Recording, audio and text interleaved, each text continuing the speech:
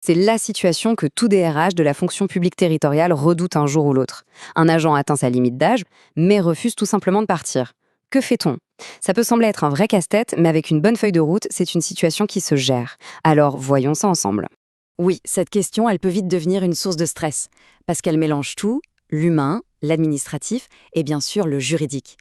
L'objectif ici, c'est vraiment de dérouler une méthode claire, sécurisée, pour aborder ce cas de figure avec méthode et surtout avec sérénité. Alors, au programme aujourd'hui, on va d'abord poser le principe juridique, vous allez voir, c'est votre meilleur allié. Ensuite, on verra la procédure, étape par étape, et comment on dénoue les points de blocage classiques. Après ça, on passera de la gestion de crise à l'anticipation. Et on terminera bien sûr avec une petite synthèse des points clés à ne jamais oublier. Allez, on entre dans le vif du sujet. Le point de départ, la base de tout, c'est de comprendre que la loi est de votre côté. La fin d'activité pour limite d'âge, ce n'est pas une suggestion, ce n'est pas une négociation, c'est une conséquence directe et automatique du statut. Le terme technique, c'est la radiation des cadres. Ça peut sonner un peu dur, mais c'est fondamental de bien saisir ce que ça implique. Ce n'est pas une décision que l'administration prend contre l'agent, c'est simplement l'application de la loi.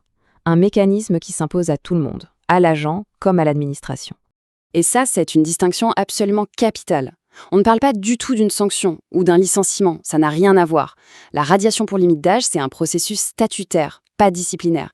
Et rien que le fait de clarifier ça, ça dédramatise énormément la situation. Vous ne faites qu'appliquer la règle du jeu. Bon, maintenant que le principe est bien clair, passons à la pratique. Comment on s'assure que la décision de radiation est, disons, blindée sur le plan juridique? C'est tout l'enjeu de bien sécuriser sa procédure. En fait, tout repose sur 3 piliers. C'est assez simple. Premièrement, formaliser.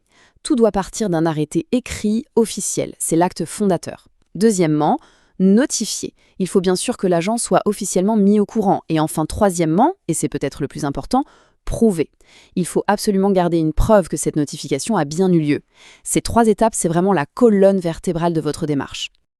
Pour la notification, il y a les 2 options que tout le monde connaît, la remise en main propre ou le bon vieux courrier recommandé. Mais, vous savez, la méthode choisie est moins importante que le résultat. Ce qui compte, c'est d'avoir une preuve de transmission. La traçabilité en cas de problème, c'est votre meilleure assurance vie. Bien, abordons maintenant les situations qui peuvent crisper les choses, les fameux points de blocage.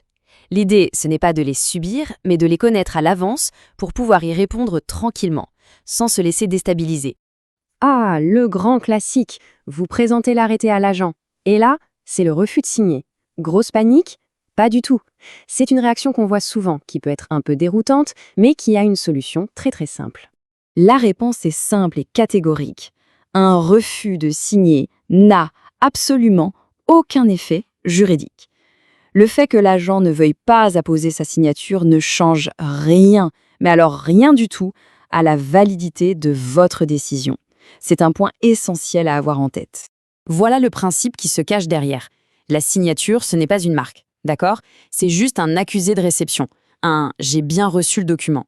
Si l'agent refuse, la bonne pratique, c'est de le noter sur le document, devant témoin si possible, et de doubler la démarche par un envoi en recommandé. Et voilà, la décision reste parfaitement légale. Deuxième point de blocage possible, l'inertie sur le dossier de retraite.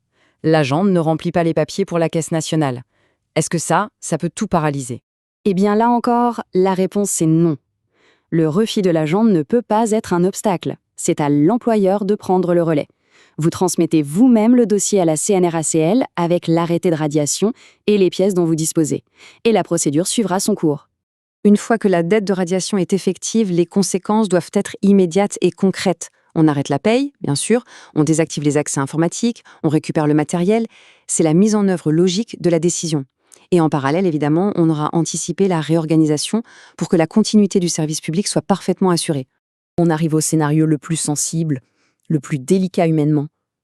L'agent a été radié des cadres, mais il continue de venir au bureau. Comment on gère ça?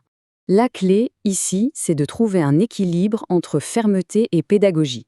Il faut dialoguer, mais pour rappeler calmement que, juridiquement, la relation de travail est terminée, on s'en tient aux faits, aux droits, et surtout, on oriente l'agent.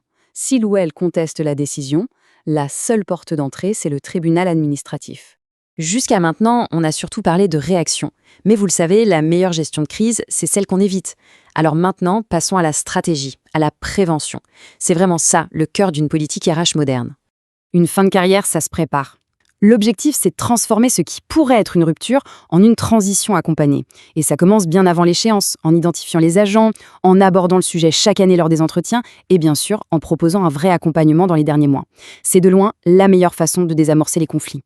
Nous voilà au terme de ce tour d'horizon. C'est le moment de tout rassembler, pour avoir une synthèse très claire, très opérationnelle. Si vous deviez ne retenir que 4 choses, ce serait celle-ci. Premièrement, le mécanisme est automatique. Deuxièmement, la procédure et sa traçabilité sont votre meilleur bouclier. Troisièmement, le refus de signature de l'agent n'a aucun effet. Et enfin, le plus important, la clé de tout, anticiper, dialoguer et accompagner. Et on va finir sur une question un peu plus large. Au-delà de toute la technique juridique, le véritable enjeu, n'est-ce pas de transformer une contrainte administrative en une dernière étape de carrière, qui soit accompagnée, qui soit humaine et qui soit valorisante. C'est sans doute un des beaux défis pour les DRH aujourd'hui.